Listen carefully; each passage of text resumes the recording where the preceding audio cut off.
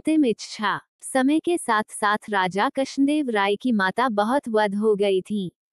एक बार वो बहुत बीमार पड़ गई। उन्हें लगा कि अब वे शीघ्र ही मर जाएंगी। उन्हें आम बहुत पसंद था, इसलिए जीवन के अंतिम दिनों में वे आम दान करना चाहती थीं। उन्होंने राजा से ब्राह्मणों को आमों को दान करने की इच्छा प्रकट की। वह समझती थी कि इस प्रकार दान करने से उन्हें स्वर्ग की प्राप्ति होगी। कुछ दिनों बाद राजा की माता अपनी अंतिम इच्छा की पूर्ति किए बिना ही मृत्यु को प्राप्त हो गईं। उनकी मृत्यु के बाद राजा ने सभी विद्वान ब्राह्मणों को बुलाया और अपनी मां की अंतिम अपूर्ण इच्छा के बारे में बताया। कुछ देर तक चुप रहने के पश्चात ब्राह्मण बोले, ये तो बहुत ही बुरा हुआ महाराज। अंतिम इच्छा के पूरा न होने की दशा में तो उन्हें मुक्ति ही नहीं मिल सकती। वे प्रेत योनि में भटकती रहेंगी। महाराज, आपको उनकी आत्मा की शांति का उपाय करना चाहिए। तब महाराज ने उनसे अपनी माता की अंतिम इच्छा की पूर्ति का उपाय पूछा। ब्राह्मण बोले, उनकी आत्मा की शांति के लिए आपको उनकी पुण्यतिथि पर सोने के आमों का दान करना पड़ेगा। अतः राजा ने मौ की पुण्यतिथि पर कुछ ब्राह्मणों को भोजन के लिए बुलाया और प्रत्येक को सोने से बने आम दान में दिए। जब तेनालीराम को यह पता चला, तो वह तुरंत समझ गया कि ब्राह्मण लोग राजा की सरलता तथा भोलेपन का फायदा उठा रहे हैं। उसने उन ब्राह्मणों को पाठ पाने की एक योजना बनाई। अगले दिन तेनालीराम ने ब्राह्मणों को निमंत्रण पत्र भेजा।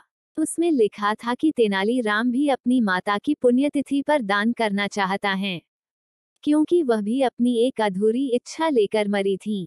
जब से उसे पता चला है कि उसकी मां की अंतिम इच्छा पूरी न होने के कारण प्रेत योनि में भटक रही होंगी, वह बहुत ही दुखी है और चाहता है कि जल्दी उसकी मौ की आत्मा को शांति मिले।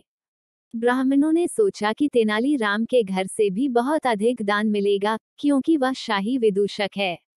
सभी ब्राह्मण निश्चित दिन तेनालीराम के घर पहुंच गए।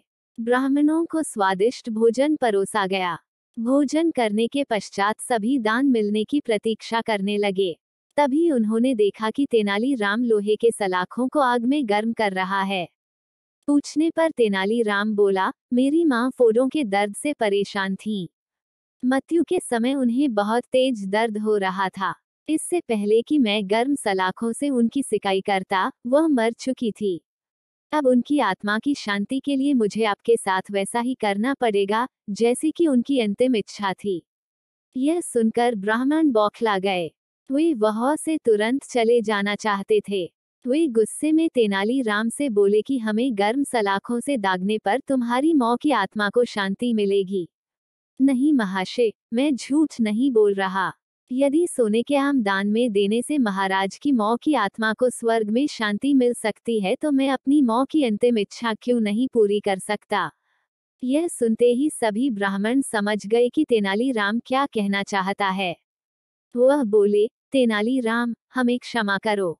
हम वे सोने के आम तुम्हें दे देते हैं, बस तुम हमें जाने दो। तेनालीराम ने सोने के आम लेकर ब्राह्मणों को जाने दिया, परंतु एक लालची ब्राह्मण ने सारी बात राजा को जाकर बता दी। यह सुनकर राजा क्रोधित हो गए और उन्होंने तेनालीराम को बुलाया। वे बोले, तेनालीराम, यदि तुम्हें सोने के आम चाहिए थे, तो मुझसे मांग लेते। तुम इतने लालची कैसे हो गए कि तुमने ब्राह्मणों से सोने के आम ले लिए। महाराज, मैं लालची नहीं हूँ, अपितु मैं तो उनकी लालच की प्रवृत्ति को रोक रहा था।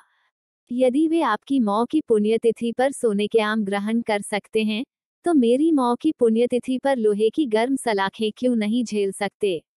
राजा तेनालीराम की बातों का अर्थ समझ गए। उन्होंने ब्राह्मणों को बुलाया और उन्हें भविष्य में लालच त्यागने को कहा। अगर आपको मेरी कहानी पसंद आई हो तो आप मेरा चैनल सब्सक्राइब कर दे। धन्यवाद।